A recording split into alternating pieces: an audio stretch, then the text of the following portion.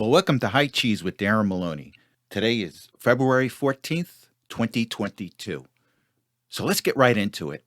John Durham gave us a nice little present Friday afternoon. It's a prelude of things to come. You've gone to the movies where you see previews of other movies that are going to hit the streets at some point. Well, Durham gave us this on Friday, late Friday afternoon. And what I want to do is I just want to read the headline. And then if you could just bear with me, I just want to go over some nerdy analysis on this thing so it puts everything in a better context. And then we can discuss it later. So let me just read you the headline here. And in a nutshell, the headline says Durham court filing says Hillary's campaign spied on Trump Tower, Trump apartment building, and the White House, the executive offices of the White House. So let me just give this context right now. This came out in a court motion that Durham filed in the case of Michael Sussman. I don't know if you remember, Michael Sussman was an attorney that has been indicted for lying to the FBI. What he told the FBI during this investigation is that, oh no, he wasn't working for the Hillary campaign and he had no clients involved with this, when in fact he did. And that's why he is indicted. So what, and they're headed for court. So what Durham did, and this is a mark of a good attorney. I know a lot about the procedures of prosecutors and how they work, and it's only because I've worked in Hudson County, New Jersey, which is the corrupt capital of the state, corrupt capital of the state, and maybe the East Coast. So what Durham did is he filed a motion to inquire into potential conflicts of interest. Attorneys that are representing Sussman, the firm is called Latham and Watkins. Durham thinks that there may be a conflict here. And what Durham is trying to avoid is him winning the case. And then Sussman will try to get it overturned by saying that, oh, my attorneys had a conflict. Well, you bring that before an appellate division, they're going to overturn that conviction. And then you have to start from ground one. So Durham wants to nip this right in the bud. And let me just read from the first paragraph of the motion. And again, please remember, this isn't an indictment on Hillary. This isn't not an indictment on anyone else involved. This is just a motion that Durham filed, but he did give us some really, really good information. I don't think he had to let us know this, but he sent us a message that this is coming. So let me just get back to the motion. And the first paragraph says, the United States of America, by and through its attorney, Special Counsel John Durham, respectfully moves this court to inquire into potential conflicts of interest arising from the representation of the defendant by its current counsel, Latham and Watkins. The government has discussed these matters with the defense and believes that any potential conflicts likely could be addressed with a knowing and voluntary waiver by the defendant upon consultation with conflict-free counsel as appropriate. So what Durham is presenting, Sussman has an opportunity to waive any ability to file a conflict of interest charge with his attorneys in the event that he loses. Or I think he could also get the judge to throw out Latham and get Sussman would have to get new attorneys on this. But whatever the case, this protects the government and Durham from Sussman going back and saying, hey, look, my attorneys have a conflict and they didn't represent me well. And what happened is that the finding of fact that Durham presented in his motion includes all this information that we find in the headlines. And let me just read from paragraph 4 of the motion. It says here, Tech Executive 1 had worked with the defendant, a U.S. investigative firm retained by Law Firm 1. Apparently that's Law Firm 1 is the one that Latham may have a conflict. Latham represented Law Firm 1, who is, everybody knows it's Perkins Coie. On behalf of the Clinton campaign, numerous cyber researchers and employees at multiple internet companies to assemble the purported data and white papers. In connection with those efforts, Tech Executive 1, and we'll find out later who this is. Everybody knows at this point it's a Mr. Jaffe. We'll get some more details. Tech Executive number 1 exploited his access to non-public and or proprietary internet data Tech Executive One also enlisted the assistance of researchers at a US based university who were receiving and analyzing large amounts of internet data in connection with a pending federal government cybersecurity research contract. I want to talk about that later.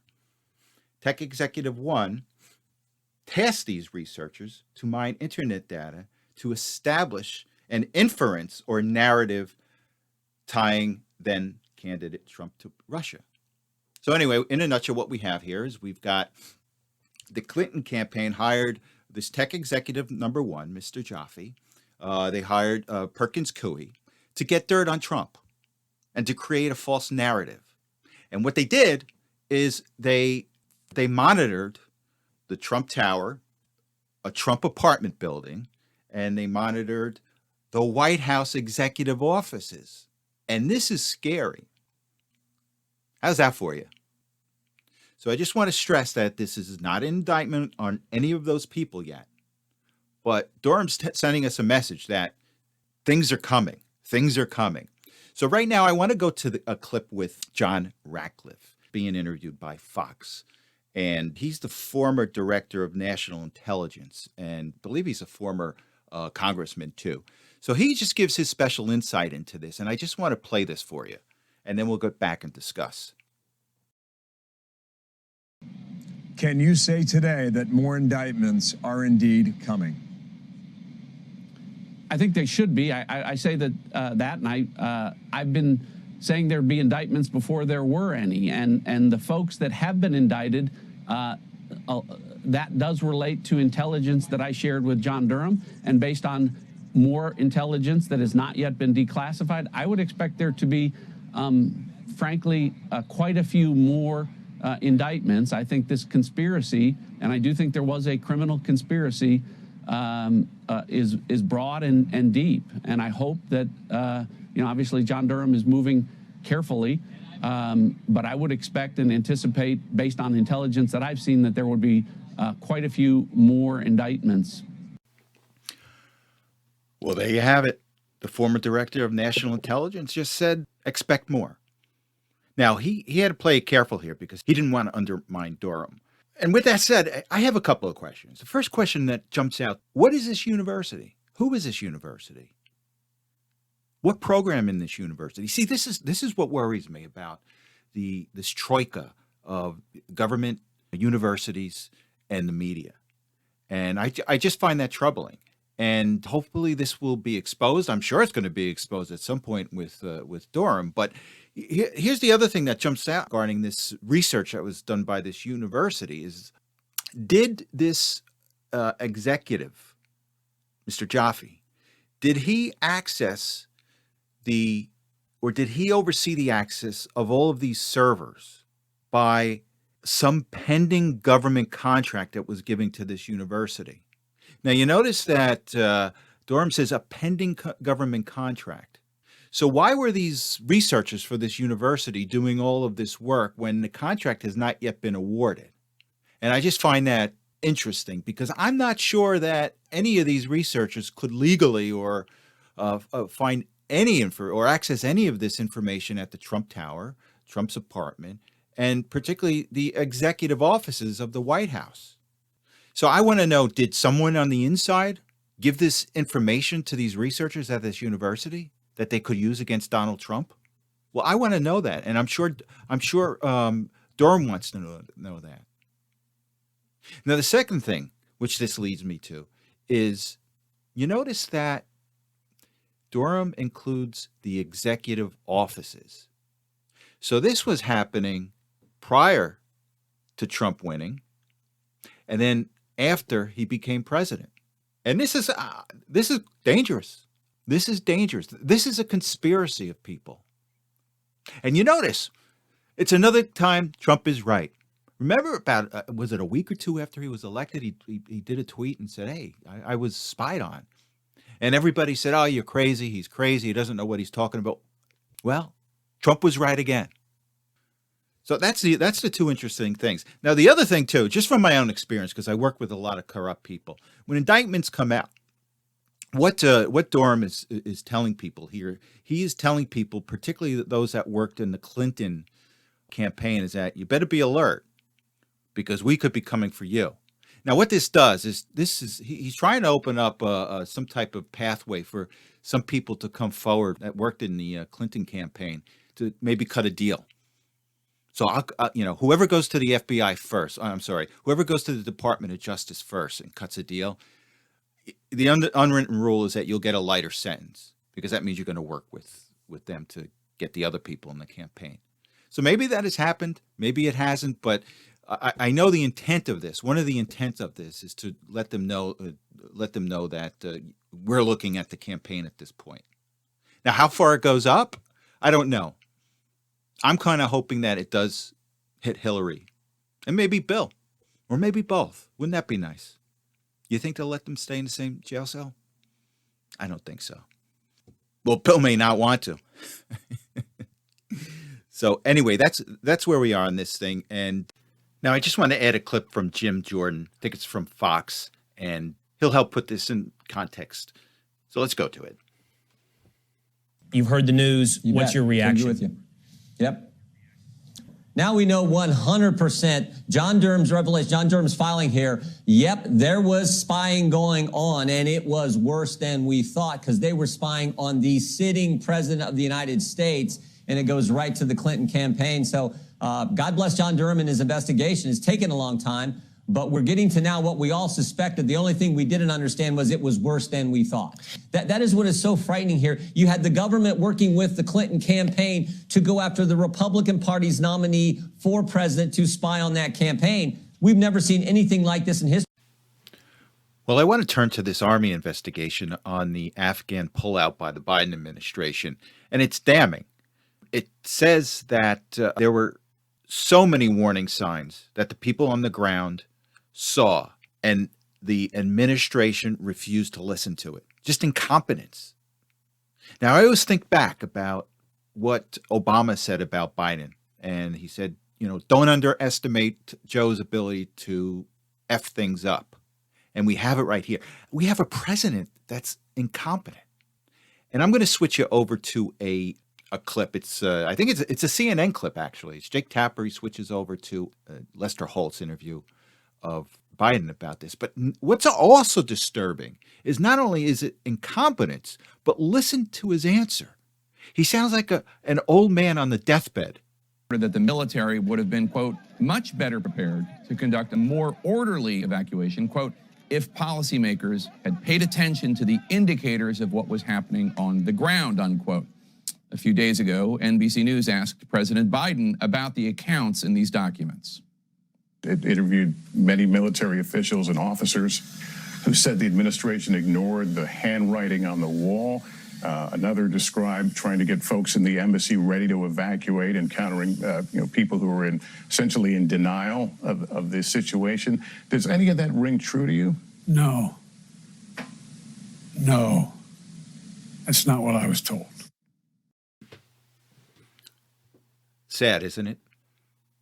Now, what's equally sad is the corrupt nature of this man in whitewashing this. And he's quite out front. He's up front with it. I mean, he's been in the swamp and he's so mentally incapacitated. He does not realize that whitewashing this is a bad thing. And quite frankly, it should be a bad thing to CNN.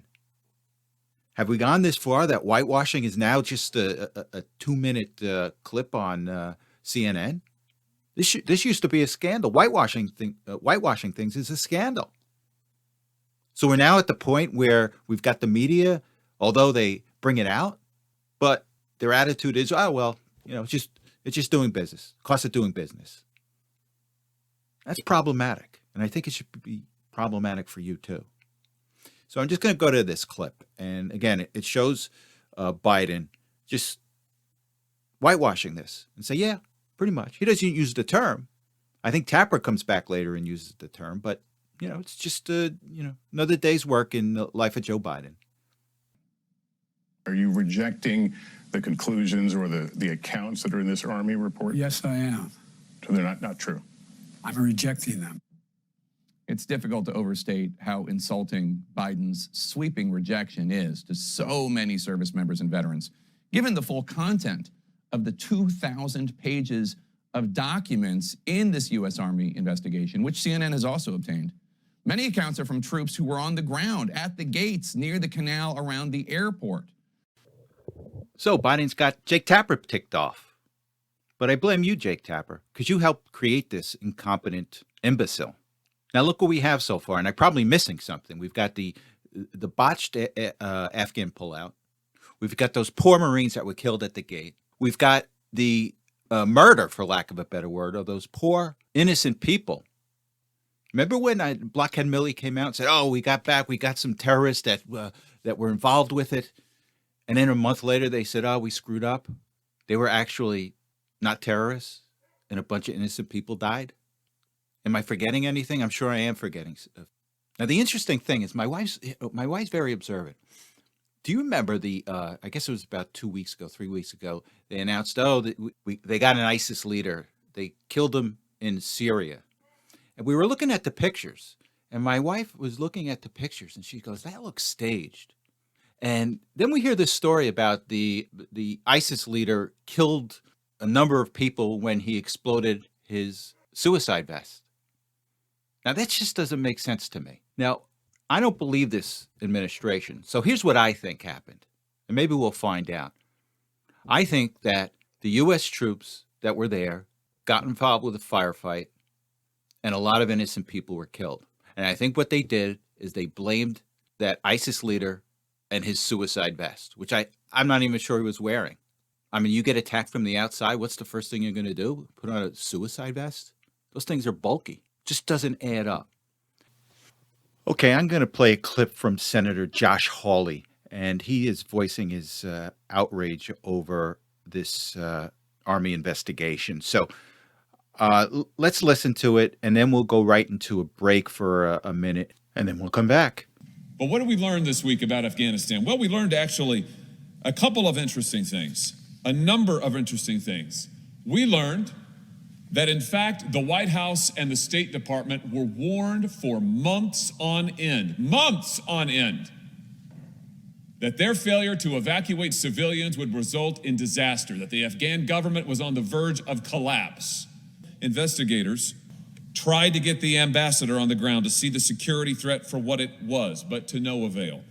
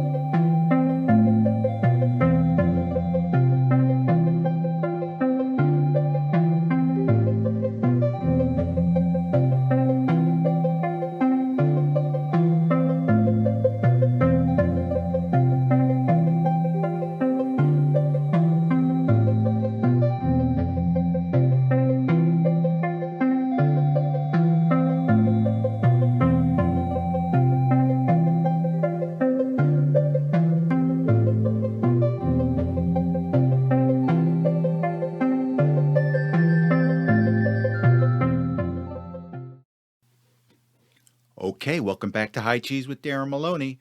Let's go up north to our friends in the trucks, the Canadian truckers.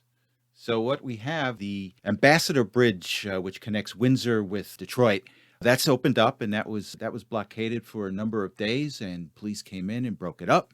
However, we still have the border being closed in two other sites out in the Midwest. I think one is in Manitoba and another one is in Alberta. In the nation's capital, Ottawa, the trucks continue to stay, and they are there. And see what we have to date. Let's see, the provinces of Alberta, Saskatchewan, and Ontario have announced that they're doing away with the vaccine passport. Quebec also came out, and they declared that most restrictions will be gone effective 3/14. Let's see. Here's an interesting thing. There was a protest in Montreal this weekend, and the reports were there were upwards of 20,000 people there. And the Montreal Gazette, which covers the city, and this is where the media is so disingenuous.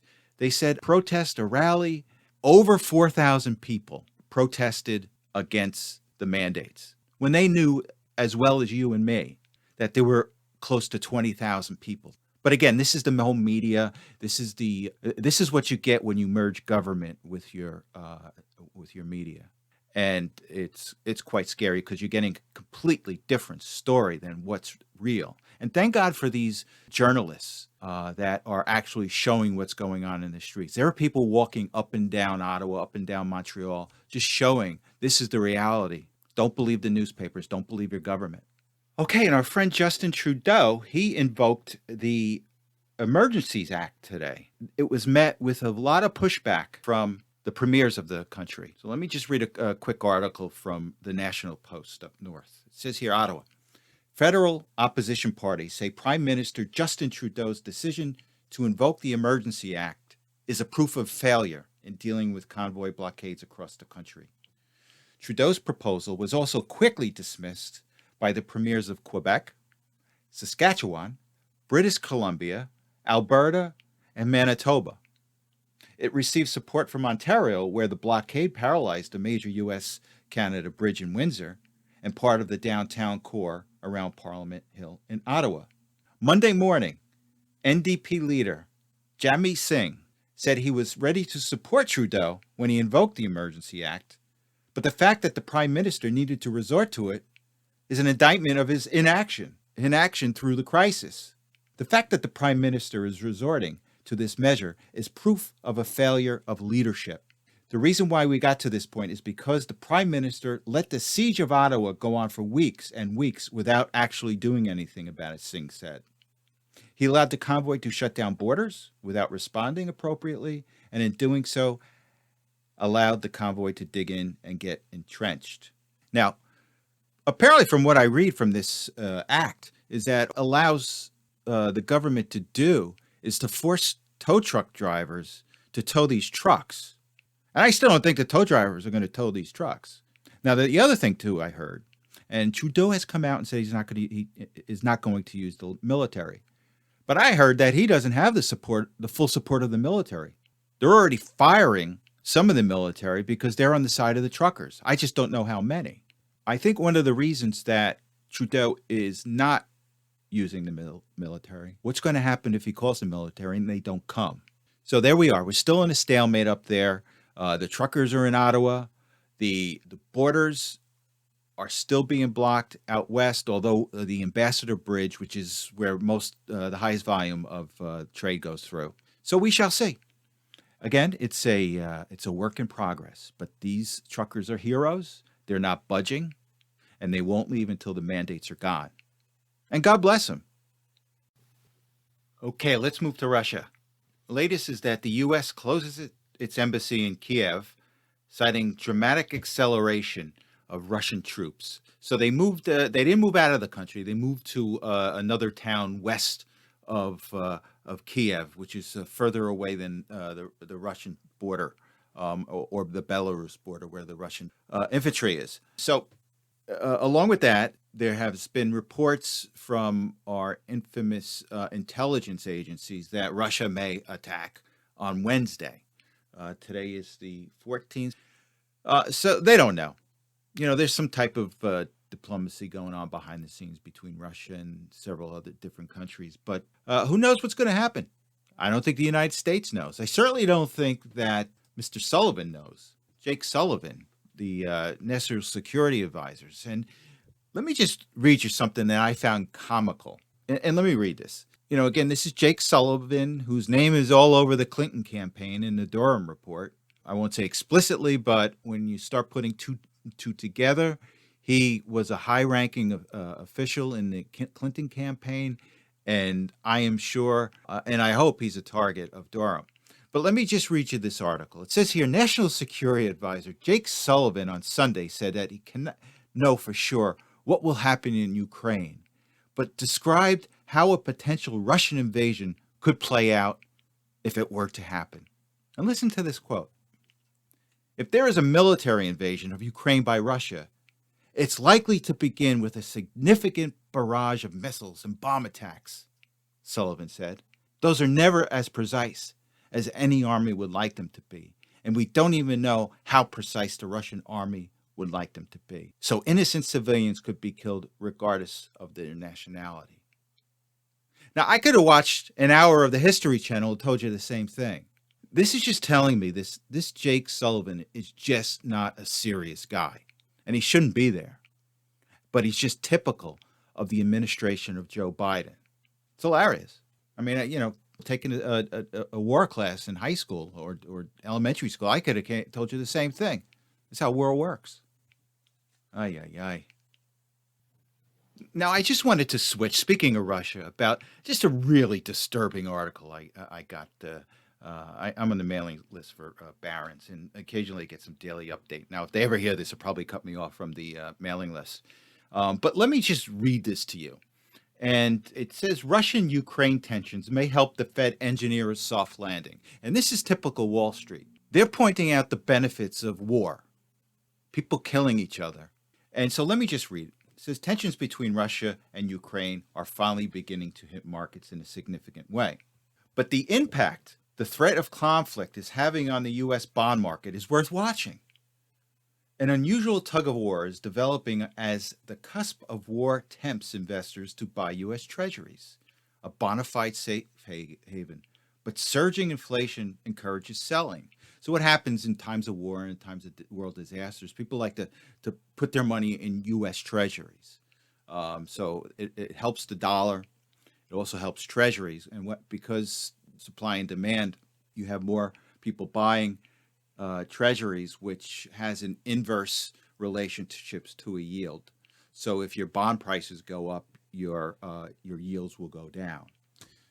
So this guy's hoping that this happens because he thinks it'll benefit the Fed into having a soft landing. Isn't that nice? Isn't it really nice? And he finishes up. He says a soft landing. Now, again, this is what he's saying.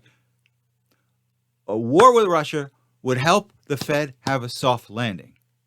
Now, he's actually wrong, but in his mind, this is good. This is good for the market. This is good for the stocks. He says, finally, a soft landing looked as an impossibility for the Fed, with forecasts over the number of rate increases this year only going in one direction. It isn't out of the question right now. So he's quite happy. Let's have a war. Let's kill people so we can have a soft landing with the Fed in his own mind, but he's wrong. Now, the kicker on this thing is that you're also, if there's a war, you're going to drive up oil prices, and you're going to drive up the cost of heating. You're going to drive up the cost of gasoline to use your car. So you're throwing more inflation onto this thing. But let me tell you, these Wall Street guys don't care because they aren't affected by inflation as much as you and me. They want those interest rates down so they can keep the stock market going up. That's what they want. And we know that Wall Street has a history of being involved with the Nazis, with the communist Russians, and they don't care as long as they can make money. And the government lets them do it. Now here, let's contrast this with the Canadian government blocking the bank account of the Give Send Go. Gives a website that had collected, I think, $8-9 million for the truckers. And this is a Christian outfit. What happened originally is that a GoFundMe page was set up and they got like $10 million. But the GoFundMe people, in their wisdom, just said, oh, we don't like them. We don't like the truckers. So we're just not going to give it. We're not going to give the money to them. And initially they wanted to give it to their own charities that they picked. And then the Florida and Texas, a bunch of other U.S. States and their attorney generals got involved. And now GoFundMe is now either going to give the money back or work something out. But they're definitely not giving it to the truckers. So this Christian, Christian equivalent, Give Send Go, they started their own campaign and they collected a lot of money, and they gave it over to the person that was supposed to get it. But the Canadian government came and froze those assets. They sued the bank, and they won't allow that bank account to distribute the money. So it wasn't Give Send Go that did this. It was the Canadian government in conjunction with the banks that froze that money. But over history, they looked the other way when George Bush's grandfather was funding the Nazis and Stalin. Now, here's the ironic thing, too, is right now the Senate is putting together a so-called a sanction package against Russia. Now, dollars to donuts, they are on the phone constantly with their lobbyists to make sure that none of their clients are getting hurt by these sanctions. I guarantee that. So any sanction that you see from the Senate has been filtered through the lobbyists just to make sure that their clients aren't getting hurt too much. And then that's why this is all a charade. Okay, let's take a 2-minute break and I'll be right back.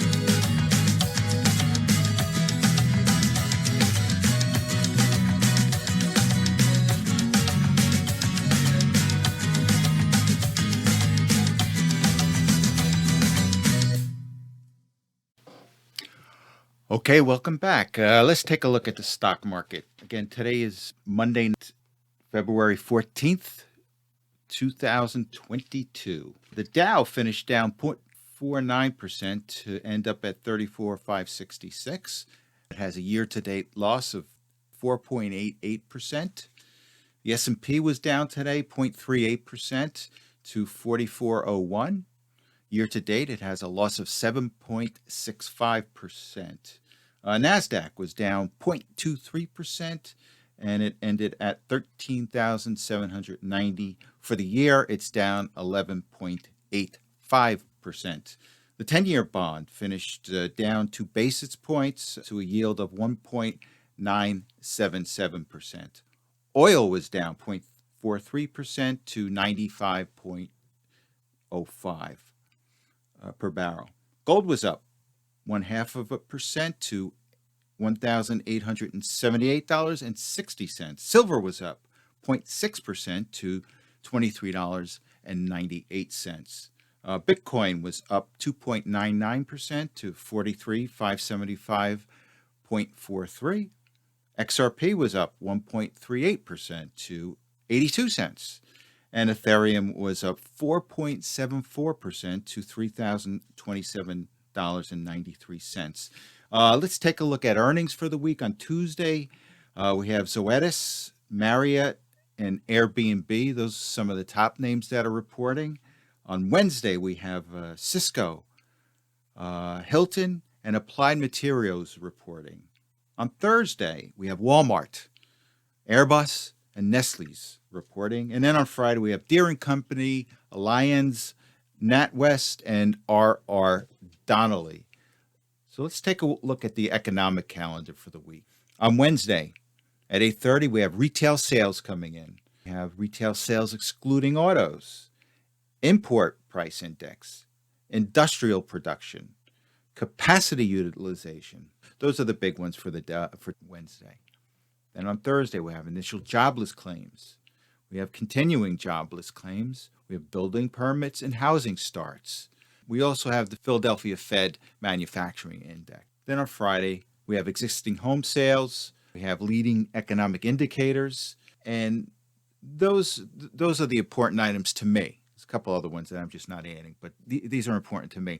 And again, stocks are headwinds. You've got the interest rates out there. You've got inflation. And you've got a potential Russian war that could have an impact on stocks. So with that said, good night. You have a good week, and I'll see you on Saturday. Thanks for tuning in.